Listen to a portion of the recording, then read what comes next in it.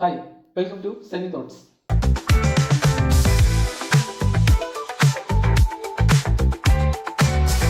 അപ്പോൾ ഇന്ന് കണ്ട പടം അഖിൽ സത്യൻ തിരക്കഥ എഴുതി സംവിധാനം ചെയ്ത നിവിൻ പോളി അജു വർഗീസ് കോംബോയിൽ ഒരുങ്ങിയ അതിന് സോറി റിവ്യൂ വൈകി പോയെന്നറിയാം. ഞാൻ ഫസ്റ്റ് ഷോയ്ക്കല്ല പോയത്, ഞാൻ ഈവനിങ് ഷോയ്ക്കാണ് പോയത്. അതുകൊണ്ടാണ് റിവ്യൂ വൈകി വന്നത്. ഈ പടം മെയിനായിട്ട് കാണാൻ കാരണം നിവിൻ പോളി അജു വർഗീസ് കോംബോ കുറച്ച് കാലങ്ങൾക്ക് ശേഷമാണ് ഇപ്പോൾ അവരുടെ പടം ഒന്നിച്ചുള്ളൊരു പടം വരുന്നത്. ഇതിനു മുമ്പ് വന്നത് ലവ് ആക്ഷൻ ഡ്രാമയാണ്. സംഭവം പടം എനിക്ക് അത്ര വലിയ ഇഷ്ടപ്പെട്ട ഒരു പടമല്ല ലവ് ആക്ഷൻ ഡ്രാമ. അവരുടെ കോംബോ സീൻസുകളൊക്കെ നന്നായിരുന്നെങ്കിലും പടം എനിക്ക് വർക്കാവാതെ പോയ ഒരു പടമാണ്. ന്യൂബോളി ആണെങ്കിൽ തൻ്റെ സേഫ് സോൺ വിട്ട് മറ്റു ചിത്രങ്ങൾ ചെയ്തു തുടങ്ങിയ പിന്നെ ഹിറ്റുകളുടെ എണ്ണം കുറഞ്ഞു. കാര്യമായിട്ടൊന്നല്ല, ഹിറ്റുകളില്ല പുള്ളിക്ക്. അതിൻ്റെ ഇടയിൽ തൻ്റെ സേഫ് സോണിലേക്ക് തിരിച്ചു വന്ന ഒരു ചിത്രം ലവ് ആക്ഷൻ ഡ്രാമ മാത്രമാണ് ഹിറ്റായിട്ടുള്ളൂ. ബാക്കി എല്ലാ പടവും നിങ്ങൾക്കറിയാമല്ലോ, അടല പടലം പൊട്ടി പടങ്ങളാണ്. അതുകൊണ്ട് തന്നെ ന്യൂ ബോളിയുടെ ഒരു എന്റർടൈൻമെന്റ് കാറ്റഗറിയിലെ ഒരു പടം കാണാൻ ആഗ്രഹിച്ചിരിക്കുന്ന ഒരു ആളാണ് ഞാൻ.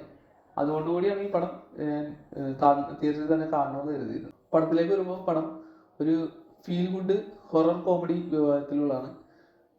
ഹൊറർ എന്ന് പറഞ്ഞാൽ നമുക്ക് പിള്ളേരെ കൊണ്ടൊന്നും പോയി കാണാൻ പറ്റാത്ത രീതിയിലുള്ള ഹൊററും കാര്യങ്ങളൊന്നുമില്ല.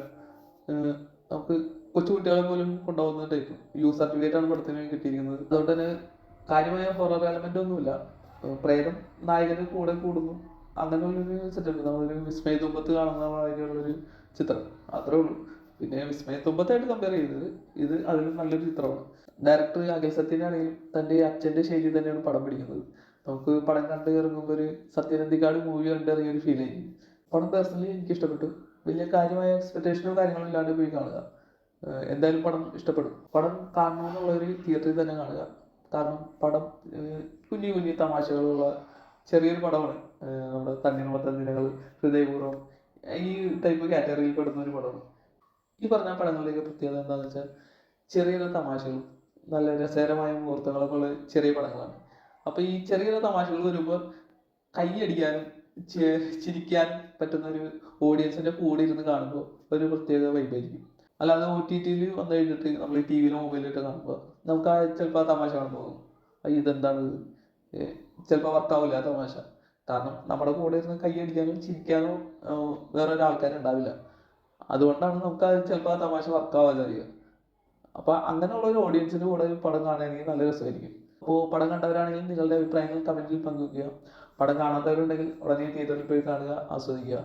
അപ്പോൾ നിവിൻ പോളി തൻ്റെ പ്രതാപകാലത്തിലേക്ക് തിരിച്ചു വരട്ടെ എന്ന് ആശംസിച്ചുകൊണ്ട് ബൈ.